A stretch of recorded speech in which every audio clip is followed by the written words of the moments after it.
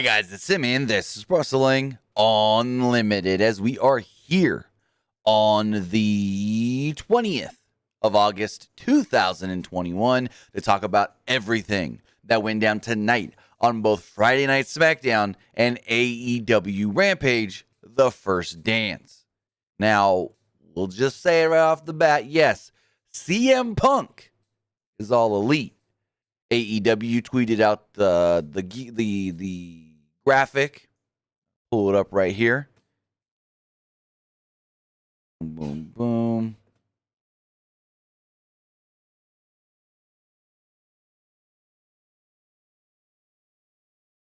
AEW tweeted it out right here.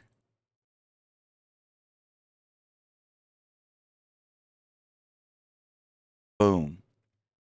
CM Punk is all elite. CM Punk is trending. States, quote, "I'm back." So, great moment. I'm a little, because of how I had to watch it on the TNT app, the moment actually didn't seem super strong. It sounded strong, but it didn't seem loud. And the issue there is because of the TNT app. The entire show of tonight's Rampage, for some reason, the audio was turned down. So when CM Punk came out, I actually didn't even hear Cult of Personality play. I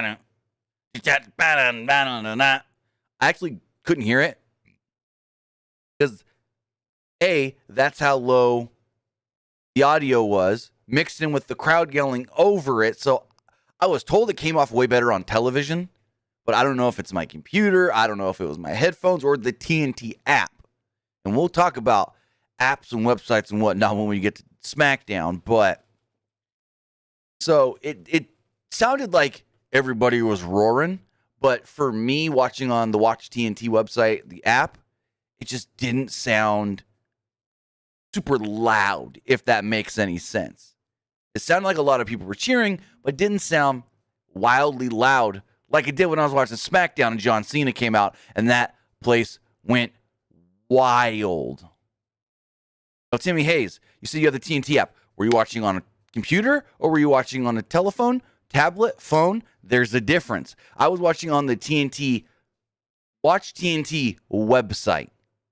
So I keep saying app, but I meant website.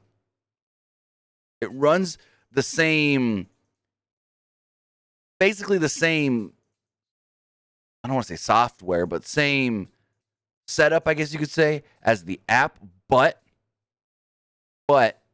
it's still a little different because it's a website and stuff. So I'm watching on TV, maybe that's why. Correct. The TNT website for the entire show, the audio was low. And I can tell because it was different from when I watched Dynamite on Wednesday and everything sounded perfect. But for some reason tonight, that TNT app sounded low. And speaking of websites not working,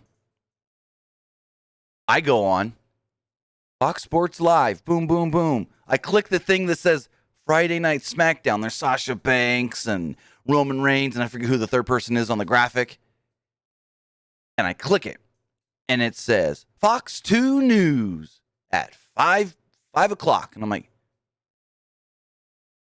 huh? No, this is supposed to be Friday Night Smackdown. So here's the thing. Most people probably don't understand it, why I have to use all these apps. I live on the West Coast. If I'm going to watch live on my regular Comcast cable, then I can't watch SmackDown till 8 p.m. local. I can't watch Rampage till 10 p.m. local. But one cool thing that Fox does is you log in with your cable provider and you can watch SmackDown, usually live on the website or the Fox Sports app. Same thing with TNT. You go on the Watch TNT app or Watch TNT webpage, and boom, it says right there, do you want the East Coast feed or do you want the West Coast feed? You watch that East Coast feed, you get Dynamite and Rampage live. But for some reason, and I refreshed and tried about 4 or 5 times, and it's just Fox 2 News. And I'm like, no, Friday Night Smackdown. It says it in the freaking Address bar, Friday Night Smackdown. I clicked the link, the picture that said Friday Night Smackdown, and I'm like, son of a gun. This is the first time I've had this issue. I've had issues to where it just won't load, or I've had issues to where it won't log me into my cable provider, and then after like 5 minutes, it shuts me out. But I've never had it to where I click SmackDown, and it's just not even the correct show. Not even the right show. So regardless to say, I missed the first 7 minutes of SmackDown and had to go over to good old trusty reliable watchwrestling.in. Watchwrestling.in. So, with that, I want to say thank you for joining me here. Twitch.tv/PWU Unlimited, YouTube.com/Pro Wrestling Unlimited, or if you're watching later on podcast services all around the world. Remember, if you are watching on Twitch, you can help us out a couple of different ways. You can help us out either by hitting that donate button down below or donating Twitch bits in the live chat. In the live chat. Also, remember, you can subscribe to the channel one of two different ways. You can subscribe to the channel with Amazon with a tiered subscription, or you can subscribe with Amazon Prime, just like New Jeffrey did a few days ago. And all you got to do that is link your Amazon account and your Twitch account. Because if you're already paying old daddy Jeff Bezos for Amazon Prime, then shit, why not link it to your Twitch, and then you can subscribe to you can get one free subscription to any Twitch channel you want to subscribe to. So whether your mom, your dad, your sister, your aunt, your brother, your girlfriend, your boyfriend has Amazon Prime, log into your Twitch with it, and there you go. You can support us right here, PW Unlimited. On the flip side, if you're watching on YouTube, you can help us out a couple of different ways. You can help us out in the live chat by hitting that a super chat or super sticker donation. All super chats do get read live on the air. It's a great way to get your comments read, so that way they don't get missed in the normal chat. Also, remember, you can subscribe to the channel as a channel member.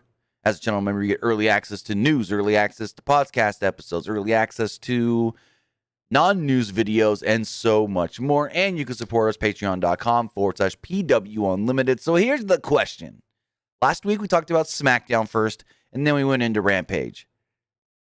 Should we talk about Rampage first? I think I really enjoyed SmackDown, especially the end of SmackDown with Roman Reigns and John Cena. But I think the bigger story here is CM Punk. So I think we got to change it up from what we did last week and talk about Rampage first.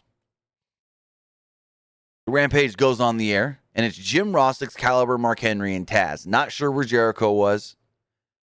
I guess maybe they had him off of the show to say that he's still healing or reflecting from his loss to MJF this past Wednesday. They announced that the crowd was 15,316 people.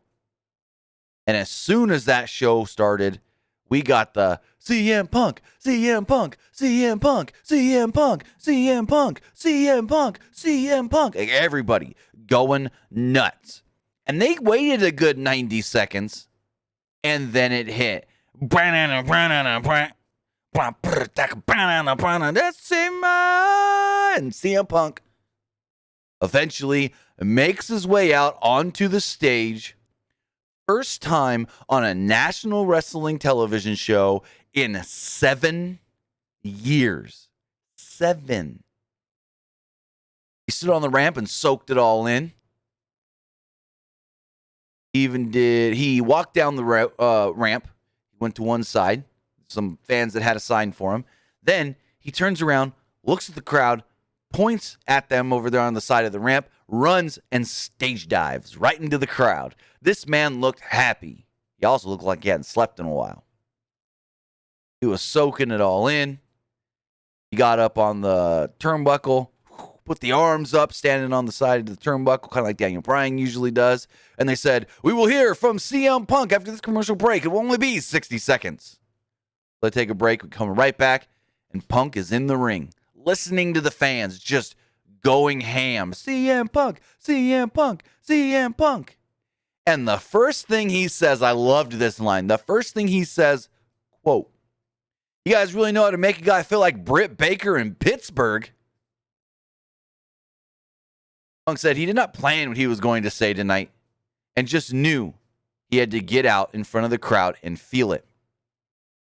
The crowd continued to chant his name, and Punk said he heard the crowd chant his name for 7 long years. Punk said that he doesn't have time tonight to get into everything and tell all of the story, but he's got Wednesdays, he's got Fridays, he's got like 4 Saturdays or Sundays throughout the year as well. He's got time, and he's not going anywhere.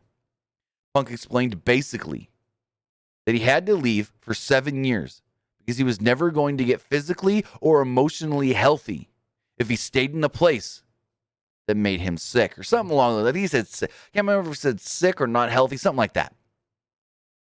Punk asked the crowd if he could tell them a story, and he sat down in the middle of the leg, cross-legged, just like the pipe bomb. Punk told the story of how he left Ring of Honor in 2005, how he cried the last time he came out the curtain for Ring of Honor, leaving a place that he loved, that he helped make for people to learn and grow in professional wrestling.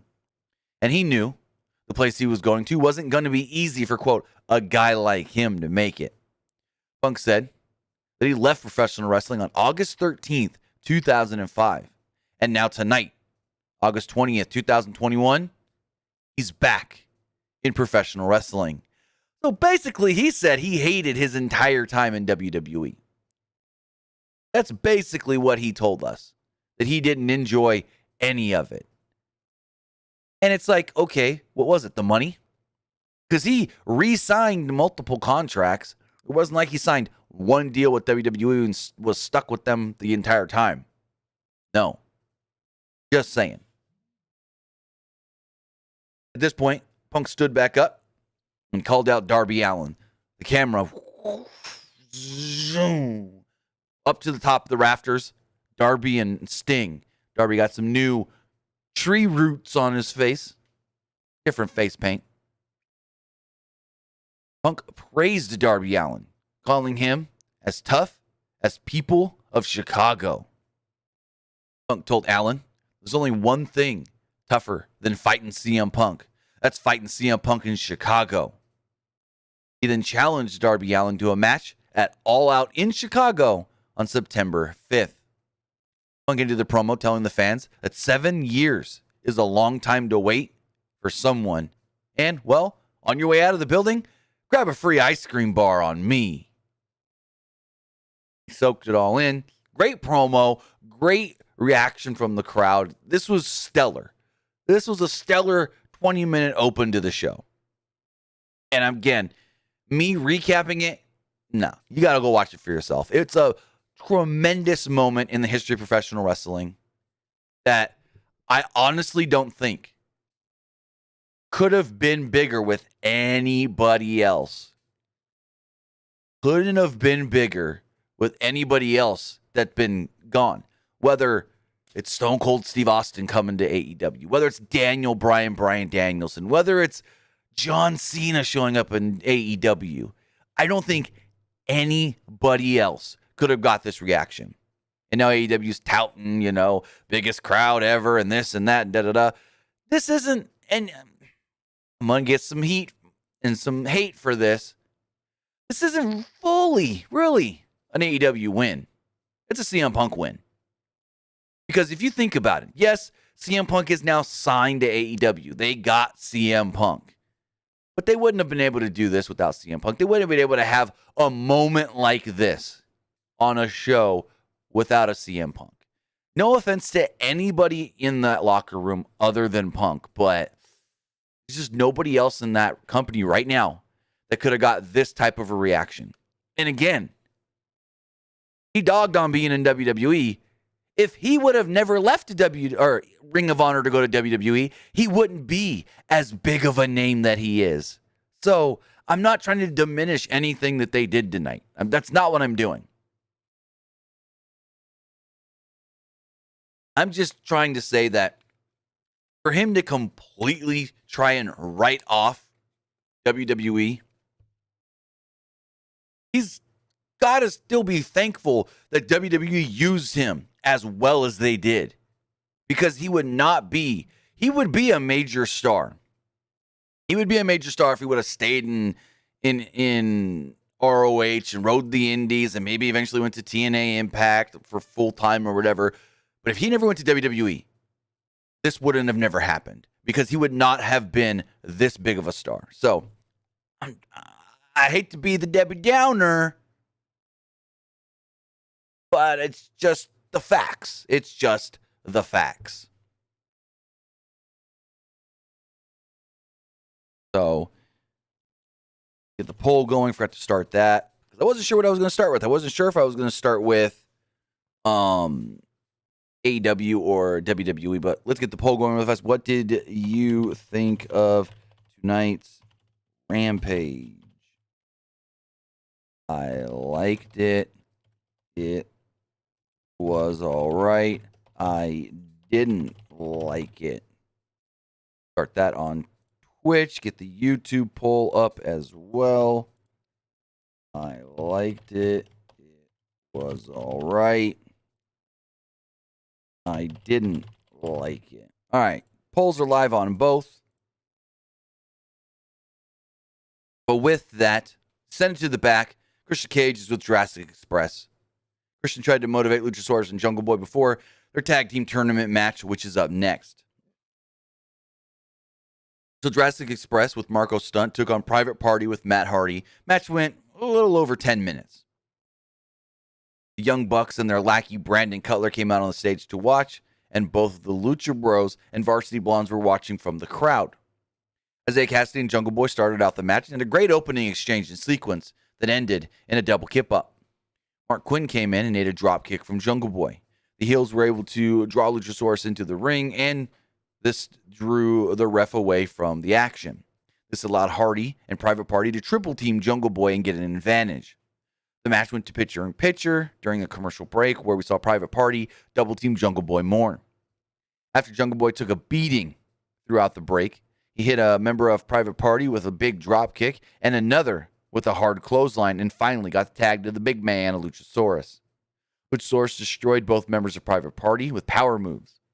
Jurassic Express tried to go for a stacker suplex on Cassidy, but he was able to turn it into an insane Canadian destroyer on Jungle Boy off the shoulders of Luchasaurus for a 2, and I didn't like this spot. It looked cool, I will say that, but I never liked the spot when you just stand there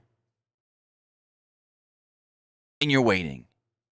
And then finally your opponent does his move. It's like Jungle Boy was on the shoulders of Luchasaurus. He couldn't have seen Isaiah Cassidy getting his wits about him and whatnot, climbing up the top, getting on the top rope and all that. And he just moved to the side. I hate those kinds of moves. When the guy taking the move has to just stand there and be like, okay. Like the move when you whip somebody off the ropes and then for some reason you bend over just to get kicked. I've never understood that.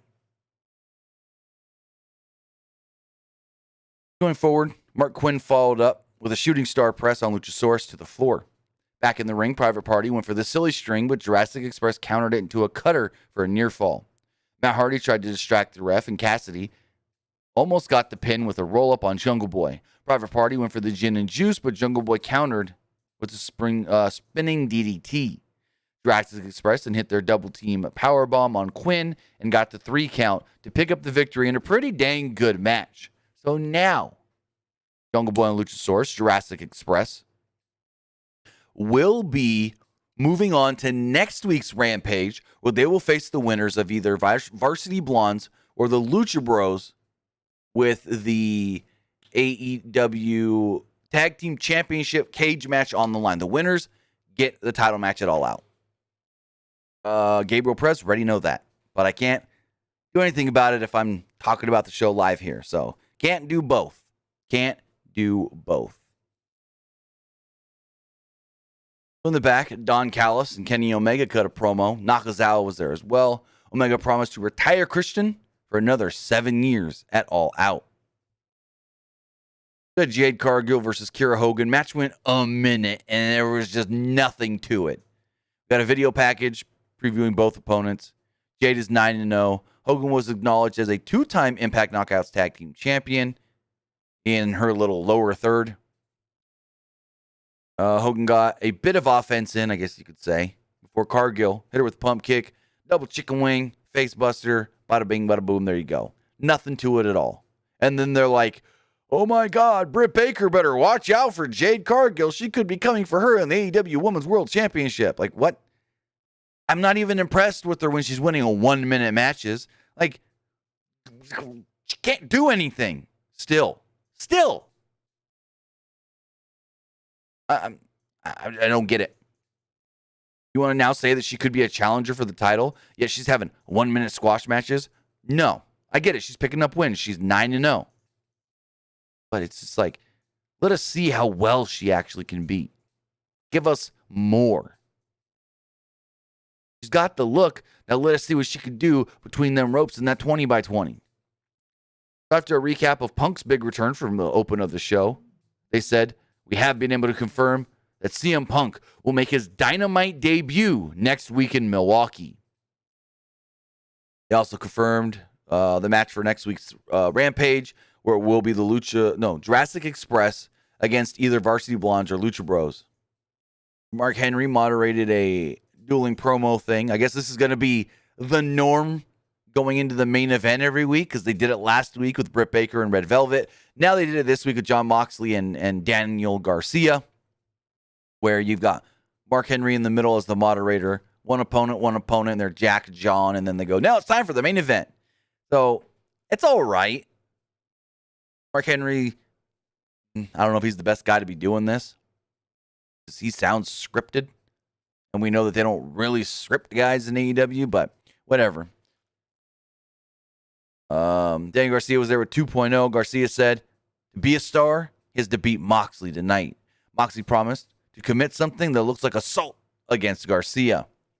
The 2 had a 4-minute match, and it was pretty good. Moxley started with a strong backdrop suplex and a stiff kick. Garcia countered by attacking Moxley's leg. Moxley countered Garcia's attack on his leg with a cross arm breaker. Garcia came back with a hammer fist, but walked into a boot and a pair of German suplexes. Moxley went for a third German suplex, but Garcia countered into an ankle lock, and Moxley had to get to the ropes to force the break. Moxley came back with a solid clothesline, a forearm, and a headbutt. Moxley then went for a paradigm shift, but Garcia countered into a scorpion deathlock.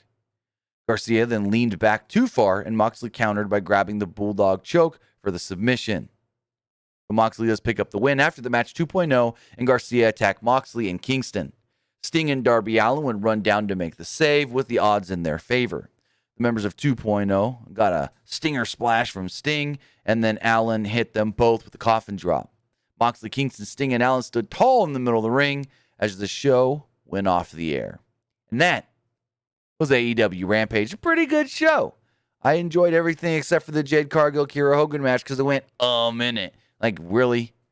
So is that what it's going to be? 2 matches to get okay time and then a squash? Because it's the same thing last week, where the middle match was Miro and Fuego, and it was just a squash. I think, is that going to be the format for... And I'm going to go look at something really fast. I want to see the times for last week's Rampage matches. AEW notes. Pull up my notes from last week's show. Rampage. Why can't I find them? Come on, Google Drive. Rampage. Did I not save my Rampage notes from last? I might not have. I must not have saved my Rampage notes from last week. Interesting. I may have accidentally got deleted. I was going to check the times, because the way it went tonight, and I feel like it was the same. Yeah, it was the same last week.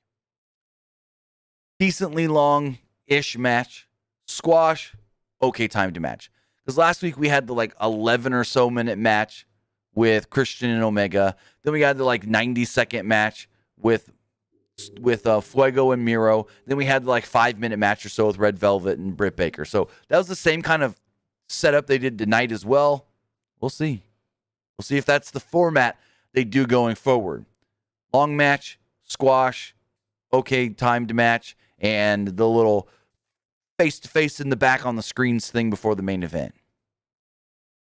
But with that, that was AEW Rampage. Let's check the polls to see what you guys thought of tonight's show. As far as the Twitch poll does go, 78% of you liked tonight's Rampage, 11% thought it was all right, and 11% did not like it. As far as the YouTube poll does go, 85% of you thought that tonight's Rampage was good, you liked it. 8% thought it was all right, and 7% did not like it. With that, guys, before we talk about Friday Night Smackdown, we got to tell you that this podcast is sponsored by Homage. Need vintage wrestling shirts? Then just head over to homage.com/WWE. One thing you'll notice about their shirts is the quality and the comfort. Plus, they have a sizable collection of WWE designs, but not only do they have WWE designs, they have a plethora of different designs as well. And basically, I'll tell you right now, Homage is going to become your favorite t-shirt brand. When checking out at Homage, use code PWUnlimited15 at checkout to get 15% off of your purchase. Also, use our link in the description below or go to pwunlimited.com/homage, HOMAGE, to support us here at Pro Wrestling Unlimited. But remember, when you're making that purchase, when you're buying that t-shirt with the 123 kid on it, when you're getting that Bash at the Beach logo tee, use code PWUnlimited15 at checkout, and you'll get 15% off of your purchase. All right, guys, we've got Friday Night Smackdown to talk about, and boy, did this show start with a banger and end with a banger. Holy crap. Like I said, I missed the first 7 minutes, and I couldn't go back and see them. But what I saw of this Edge promo, oh boy, Edge was on fire. Fire. As far as where my notes start, Edge says that he admitted that Rollins is a great talent, but he's pushed him to a dark place. The fans erupted in cheers when he said that. He said that his heart has turned black or something like that. And I didn't get it at first, but I guess that was saying he's going back to the Brood, or I don't know. We learned later. So, Edge admitted that Rollins pushed him to a place so dark that he doesn't know if he can come back. Rollins helped Edge find a place in his heart where his blood runs black. Edge does see clearly on this day. I like that. I see clearly. It's a reference to his music. Anyways, Edge knows that he doesn't just have to beat Rollins at SummerSlam. He has to break him, humble him, and burn him down. I loved that line. Break him, humble him, and burn him down. I didn't do it justice. The way Edge delivered that line was masterful. May have been the best delivered line of the night. We had a lot of great delivered lines tonight from multiple different people. But this right here, Edge is just in the ring, spotlight, sitting in a chair, wearing his Geo kicks, his custom Geo kicks. Fucking a banger of a promo. I wish I would have saw the whole thing. So in the back, Rey and Dominic Mysterio were there. Dominic's sure that Rey will beat Jade tonight. And again, Rey's like, hey, Dom, you can't keep being overconfident. You always have to be humbled and know that you have to go out there and do your best. Don't just think you're going to always win. Yes, you should always focus on the win, but you can't be overconfident. Dom's like, but we won last week. And I think they're starting the dissension between Dominic and Rey. Dominic and Rey's just like, yeah, but you can't be overconfident. Dominic's like, okay. Rey admitted that he's been a little tough on Dominic maybe, and he pleaded with him to focus and watch his back tonight against Jey Uso. We had that match, Rey Mysterio versus Jey Uso, went about 11 and a half minutes. Rey and Jey had a really good, fast-paced match, and the story of this match was actually all about Dominic and not listening to Rey. So Jey had the early advantage until Rey hit a Hurricane Rana to take over. He followed this up with 10 punches in the corner. Jey fought back and caught Rey with the right hand. He then slowed down the pace with a side headlock. The fans broke into dueling chants of, "Let's go Rey, let's go Uso." Rey ended up on Jey's shoulders and sent him to the floor. He followed this up with the Acai moonsault off the second rope onto Jey and Jimmy. Back from the break, Jey was firmly in control with a chin lock. Rey fought back with elbows, a step up and Zaguri. Jey then recovered and hit a pop-up Samoan drop for a near fall. Jey climbed to the top rope and lifted Rey on his shoulders. Rey fought back and hit a Hurricane Rana off the top for a close near fall. Rey hit a springboard crossbody for off the second rope for another 2 count. Jey avoided Rey and hit a neckbreaker for a close near fall. Rey recovered and hit a senton off the top and a DDT for a close 2, and the fans broke out in a 619 chant. 619, 619, 619. Rey went for that 619, but Jey avoided the move. Rey caught Jey in a sunset flip, but Dominic tried to cheat to help his pops win. Referee caught Dominic, tried to eject Dominic, and Rey tried to speak to him at ringside, which caused a distraction. Usos took advantage. They jumped Mysterio. Jey hit the splash off the top and picked up the victory. They're doing it. They're starting to do it. That dissension between father and son, Rey and Dominic, what kind of chicanery is going to happen tomorrow? Because I said it in my predictions that I put up this morning. Usos ain't losing them tag titles. I'm going to say it right now. To recap, Kevin Owens beating Corbin last week, and Corbin stealing the Money in the Bank briefcase. And out comes Corbin. We had Corbin.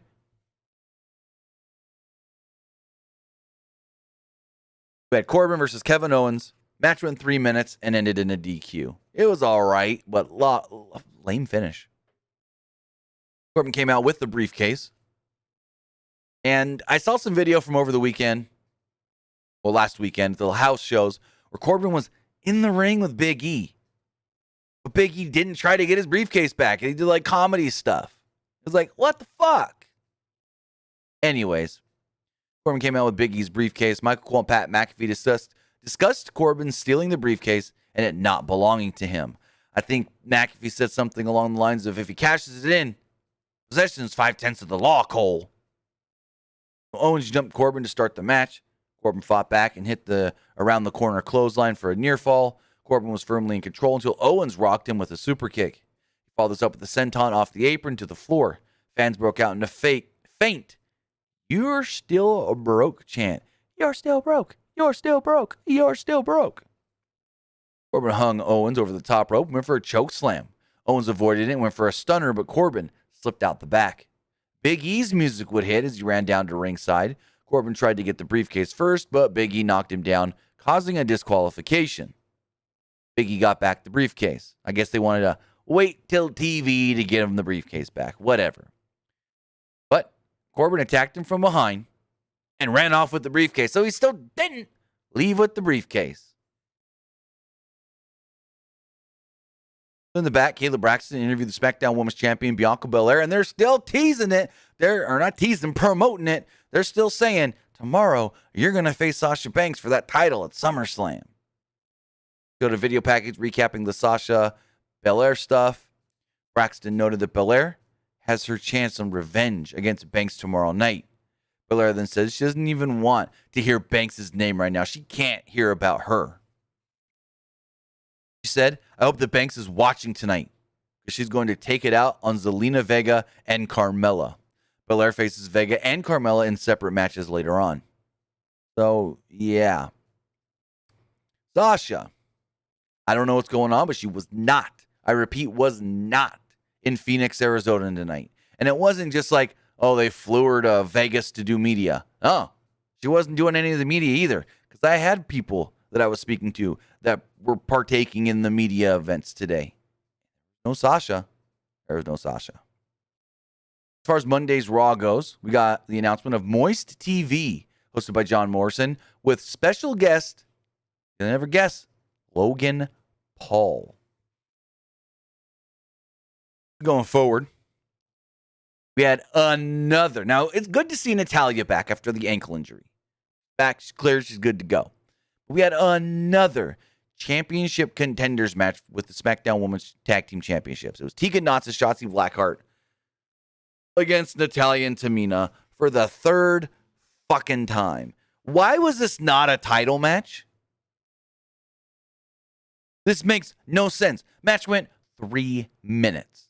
Cole and McAfee treated Shotzi and Nox winning like a major upset, despite this being the third time they've done it. So stupid. So stupid. Call it WVD, a weird Vince decision. A weird Vince decision, a WVD. So, not much to this match.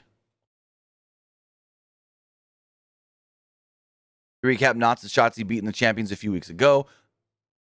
Cole and McAfee speculated that Nox and Shotzi could get a title shot if they win tonight. They should have got a title shot after they won the first fucking time, because it was a contenders match.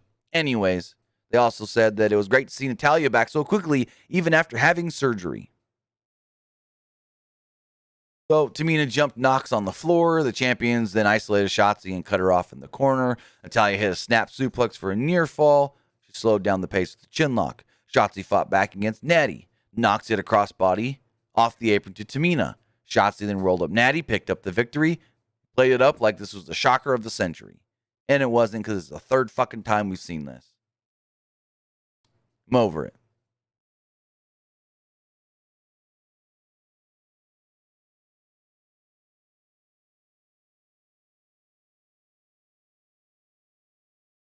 I'm like crazy all day. And I don't know why. I'm drinking a lot of water, though, because of it. I'm coughing a lot, so I'm make sure I'm staying hydrated.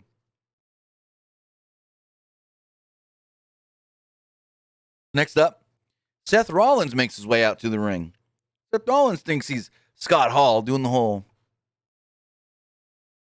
walking down, kind of like Scott Hall used to do. Anyways, a Razor Ramon. Fans were into this segment and popped big for how it ended. So Rollins came down wearing a flashy white suit. Full white suit. Wanted to respond to Edge. Fans broke out in a "We Want Edge" chant. Rollins noted they already got Edge, and now they got him. Fans erupted in boos. Rollins mocked Edge and claimed that he made a bunch of excuses before. Fans broke out in another loud Edge chant. Edge, Edge, Edge, Edge, Edge. Rollins became upset and yelled at the fans to listen to him. Fans then said, "You suck. You suck. You suck." Rollins claimed that Edge isn't on his level. He said that there's no shame in being a family man and not finding the darkness within. All of a sudden, we hear the music of the Brood. The lights turn red. Edge appears on the screen and told Rollins that the freaks come out at night. He laughed and said Rollins would never see it coming. Suddenly, a dark liquid, synonymous of blood, fell from the rafters, covering Seth Rollins and his shiny white suit completely in black. Like, there was not a spot on Rollins not covered. This is great. This was really cool. I like this. Essentially, Edge gave him a Brood-style bloodbath. And Pat McAfee goes, "Oh man, Seth Rollins just took a Brood bath." Also, Pat McAfee tonight. He's great, as always. But this guy just does not care at all. Like, this guy on there just saying ass and son of a bitch over and over again. You gotta love it. You gotta love it. Also want to say thank you to WXTCHED for the super chat donation. He says, "Love these live streams and news videos." Well, I appreciate that. Thank you for the super chat. Next up, we had a 2.5 minute match, 2:45. It was Otis against Montez Ford.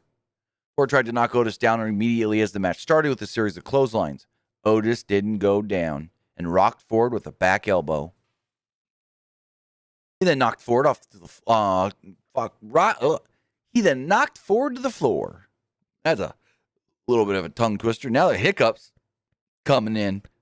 Coughs and hiccups. That ain't good for being on a podcast. Anyways, Ford fought back with an enziguri and hit a flying crossbody for a near fall. Chad Gable tried to interfere, but Dawkins knocked him into the ring. Otis recovered and knocked Ford back down to the mat. He then hit the Vader bomb, and yes, Otis defeated Montez Ford. Bobby G Channel, good question here. Says, how did the ring crew clean the ring for the next match? I don't know exactly, but if I had to make a guess, they just replaced the canvas. Pulled up the canvas and popped a new canvas on, or just put a fresh canvas right over the canvas that was already there and tied it down. I'm not 100% sure. We didn't see them do it. If maybe we could talk to somebody that was there, that'd be cool. But that's how they usually do it. When I know, what was it? There was a show once before. I'm trying to think. Well, yeah, you can switch out a canvas very quickly. Vegeta Lover says, I don't know, but they did it quickly. Yeah, you can switch out a canvas very quickly. But I forget what show it was. But somebody was bleeding really bad, and they didn't want that blood all over the canvas for the rest of the show, and they just put a new one right over it. So that might have been what they did here. I can't remember exactly what show. It was a WWE event, though. Going forward, we had King Nakamura and Rick Boogs taking on Apollo Crews and Commander Aziz.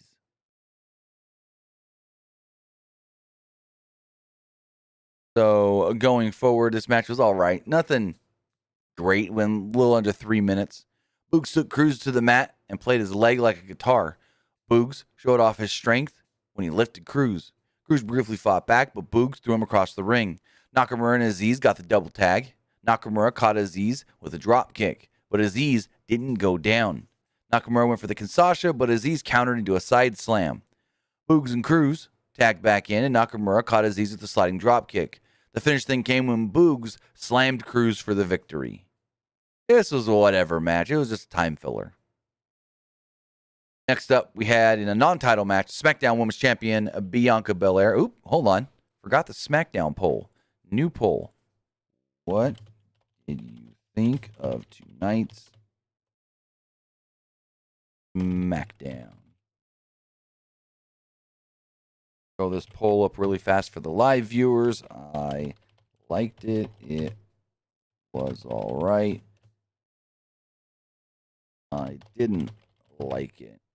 All right, throw that up there. Get it up on YouTube as well. Liked it.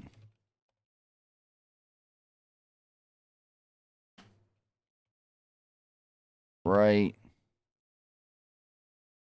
Didn't like it. All right. Got that poll up as well. Awesome possum. We had a non-title match. It was SmackDown Women's Champion Bianca Belaire against Zelena Vega. Wasn't much to it. Match went like 2 minutes. Vega and Carmella argued about who would go first. Carmella teased getting in the ring and then threw in Vega. Bellaire had the early advantage, and the fans broke out in an EST chant. EST, EST, EST, EST. Carmella caused a distraction, and Vega hit a sunset flip. Fans broke out in another EST chant.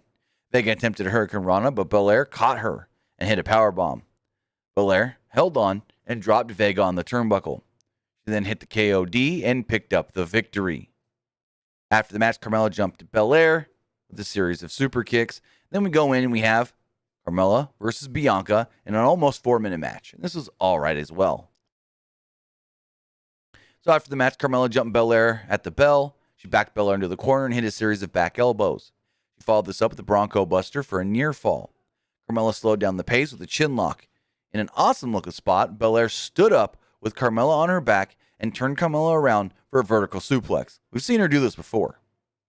Bellaire avoided a super kick and hit a head spring backflip for a near fall. Carmella recovered and caught Bellaire in the ring skirt. Followed this up with a super kick and a near fall.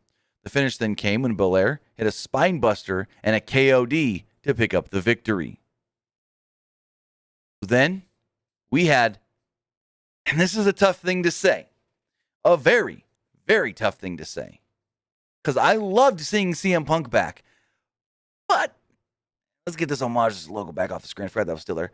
But I might have liked Roman Reigns and John Cena just a tad bit more.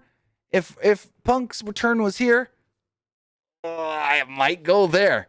I might actually say that I like this Roman Reigns, John Cena back and forth maybe a little bit better. Because yes, it was a great moment seeing CM Punk back on national wrestling television. But he didn't do much. He said a couple of things and there you go. This Roman Reigns, John Cena match has me itching to see this this has me excited for what they're going to do tomorrow at SummerSlam. Legitimately. I am excited for this match. This was just another level. It's like saying, and not like saying, I'm going to say it. There may not be anybody else in the world right now of professional wrestling better on a microphone than Roman Reigns or John Cena. I'm going to say that right goddamn now. You can take it to the bank. I'm going to say it right now. Might be no one better on a microphone in pro wrestling right now than Roman Reigns or John Cena. There's others that are close. Adam Cole, CM Punk, Bryan Danielson, Edge, Seth Rollins, but these two gold tier tonight. The Reigns and Heyman made their way out to the ring. Thunderous boos from the crowd in Phoenix, Arizona. John Cena comes out, and you would have thought CM Punk returned to WWE with the goddamn pop that John Cena got. I didn't expect this. We saw the Money in the Bank pop and the pop on Raw the next night. But for Cena, who's been around for the past couple of weeks, almost a month, to get a pop like this in Phoenix, holy crap. And then the two are just standing there in the ring and the fans, let's go Roman, let's go Cena, let's go Roman, let's go Cena. This fucking crowd tomorrow night in Las Vegas is gonna go wild. Reigns started it off. As soon as he began to talk, they booed his ass out. Reigns claimed that Cena lied, said some stupid things last week. He's upset that Cena thinks he can pin him 1, 2, 3. Reigns asked Heyman, when's the last time I've lost? And Heyman goes, well, no one's ever beat this version of Roman Reigns. He's undefeated. Cena said he's happy that the fans believe that anything can happen. Cena noted a month ago, everyone believed Reigns would beat him at SummerSlam. And that's all because he's got to go shoot a movie. He said, everyone thinks that I'm just going to lose to Roman Reigns because I got to go shoot a movie.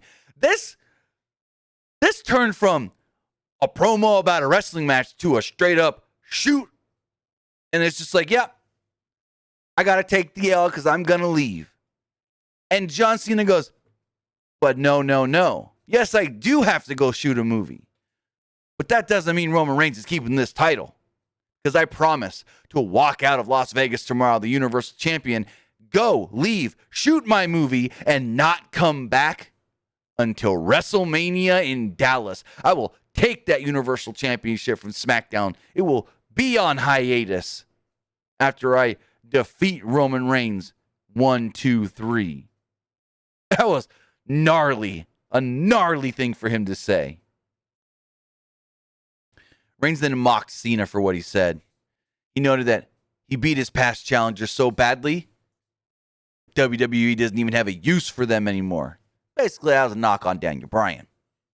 Reigns claimed that he can go to Hollywood and be in movies if he wanted as well, but he is here in WWE. Reigns then pointed out, where are we tomorrow? Oh yeah, Las Vegas. Wanna maybe raise the stakes a little bit.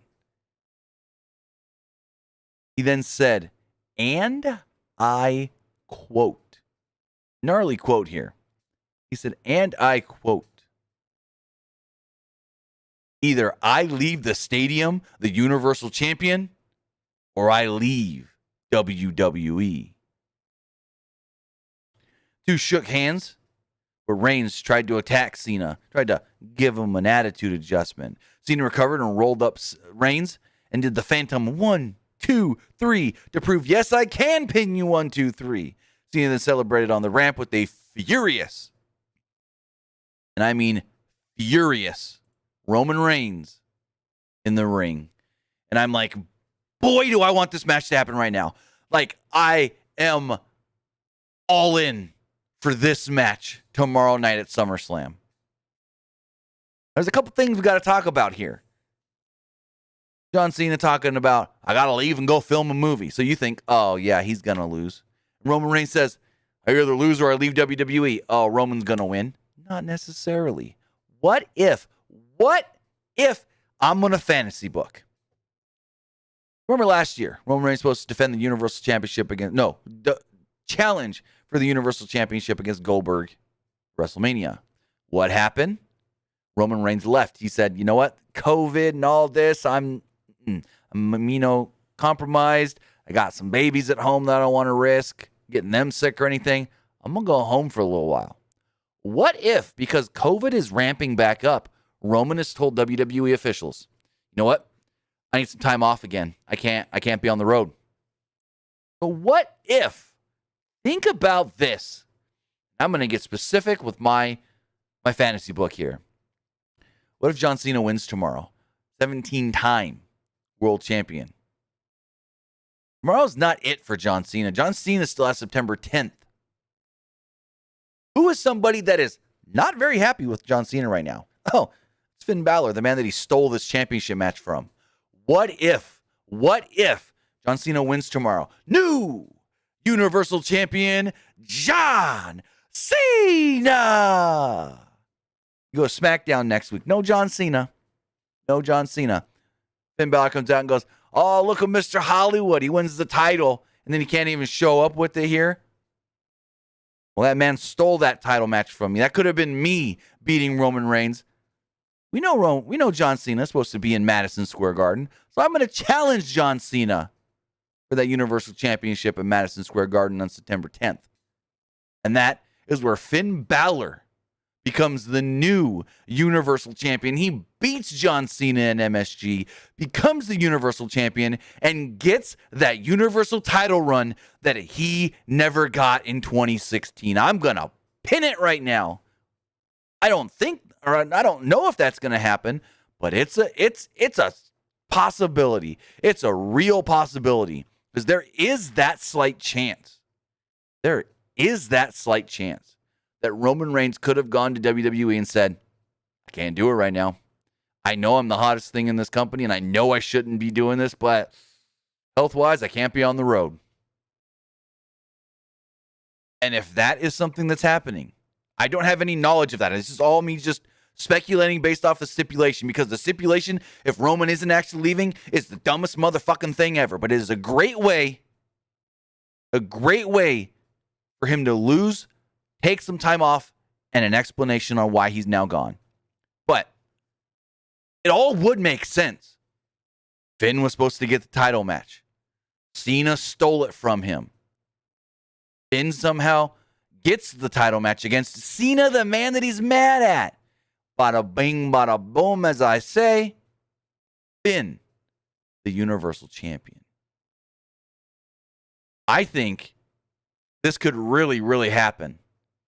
Again, why put the stipulation of, if I don't walk out of that stadium the Universal Champion, then I leave WWE? Why put that on there? That is a dumb stipulation to put on there. Because it's not, I'm done on SmackDown. So then what, you're going to go Monday Night Raw? No, he said he's done with WWE. There's a good chance. Roman says, hey, COVID's ramping up. I'm taking some time off again. But we'll have to wait and see exactly what they do. I mean, again, like I said, I don't know if this is a thing, but this is just as soon as Roman said that line of, if I lose, I leave, That is the first thing that popped in my head. Cena wins the belt. Roman's taking time off. Cena's got one more show after SummerSlam. Boom, put that title on Finn Balor. Vingy in the chat says, makes too much sense for WWE to do. True. But who knows? There has to be a reason. There just has to be a reason why Finn is wrapped up in all of this. Because you didn't have to wrap Finn up in all of this. You could have just had Cena come out and say, Roman, I challenge you. And Roman say, oh, Big John coming from Hollywood, thinks he deserves it. I'll stack his ass too, pin his ass too. That's all they had to do. They didn't have to have Finn involved in this at all. But with Finn being involved, this all kind of makes sense now. It all makes sense. And they keep pushing that narrative. You know, if John Cena wins, he's a 17-time champion. No one's ever done it. 17 times Cena. They really keep pushing that hard as well. So I'm not saying that I have any info on this. I'm not saying that I think this is what they're going to do. But yeah, I did a prediction in a fantasy book a few weeks back when I was like, oh, well, I think Finn's going to get the title match against Roman after SummerSlam. I still think Finn gets a title match, but now it's going to be against Cena. And instead of him losing to Roman, like I said before, he going to beat Cena and become the Universal Champion. I think it's all very possible. But with that, guys, that was Friday Night SmackDown. Let's check the poll to see what you guys thought of tonight's SmackDown. 67% of you liked on Twitch, said you liked it. 33% thought it was all right. Nobody disliked it. That's good. As far as the YouTube poll does go, 68% of you liked it. 24% thought it was all right. And 9% did not like tonight's SmackDown. As far as the text messages do go,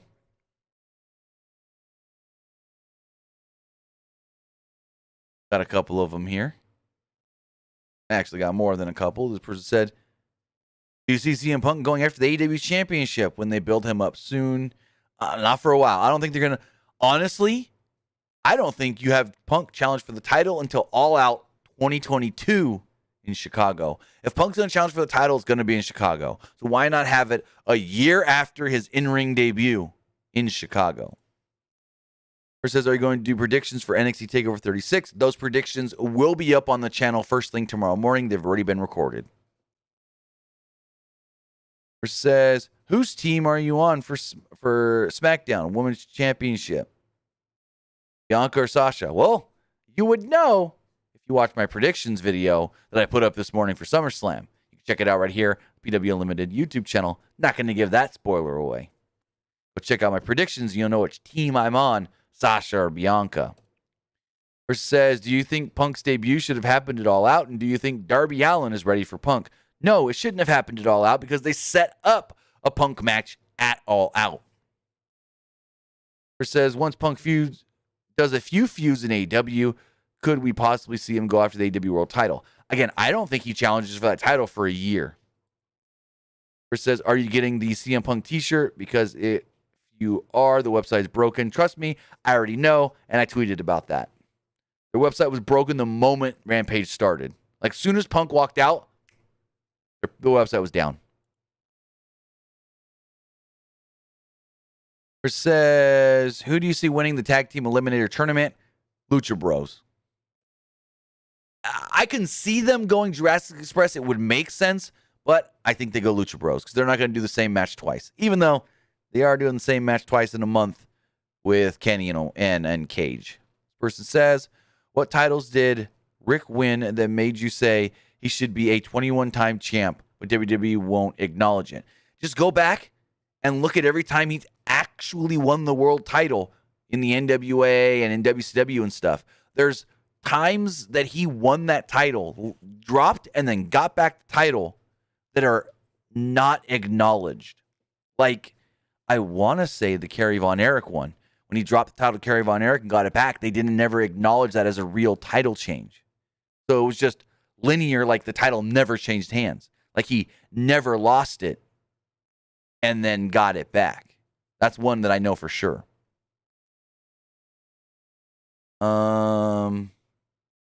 Says, I was watching last week's promo between John Cena and Roman Reigns, and I looked back at a promo that they did when they were feuding a few years ago. No Mercy 2018. I feel like last week's promo was better than the one promo where it was rumored that Roman Reigns forgot his line. Which promo and segment do you like the best? Tonight was great. Last week was great too. I don't know why we're trying to compare 2018, but whatever.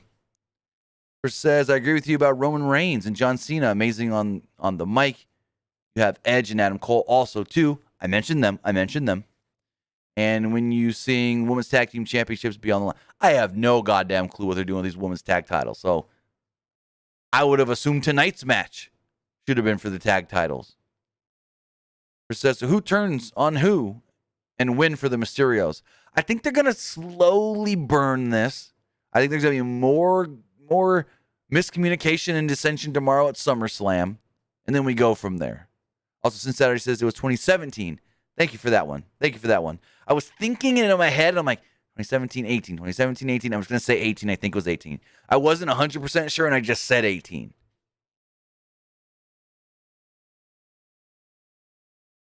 But with that, those are all the text messages. Crack King says, why are you even talking about anything other than CM Punk? Because we talked about CM Punk to start this podcast. So maybe you missed it. Plus, I'm talking about other things that technically I liked a little better than the return of CM Punk. Yes, I'll say it right now. If the CM Punk return was here for me, the Roman John Cena segment was right here for me. And I'm not going to lie on that. You can say, oh, you're a WWE fanboy then. Cool. It's all personal opinion. I thought Roman Reigns and John Cena absolutely killed it to the point that I want SummerSlam to happen right now because I want to see this match. That's how well these guys have been doing together. But with that, guys, I want to say thank you for joining me here. Twitch.tv/PW Unlimited. YouTube.com/Pro Wrestling Unlimited. Remember, we will be live tomorrow night for I almost said Royal Rumble for some reason. No, we got SummerSlam. We got the SummerSlam coming up from Las Vegas, Nevada. This show should be interesting. There's some conflicting reports on how long the show's going to be.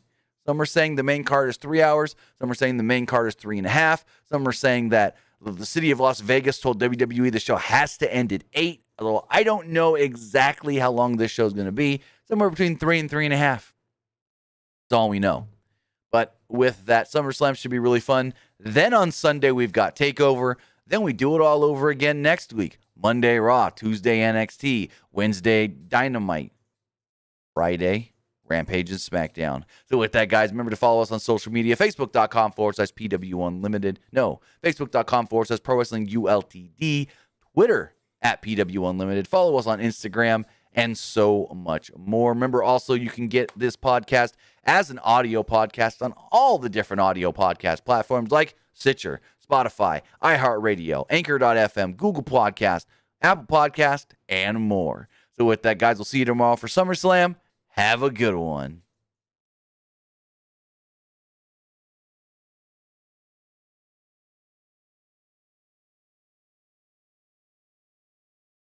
All right, guys, if you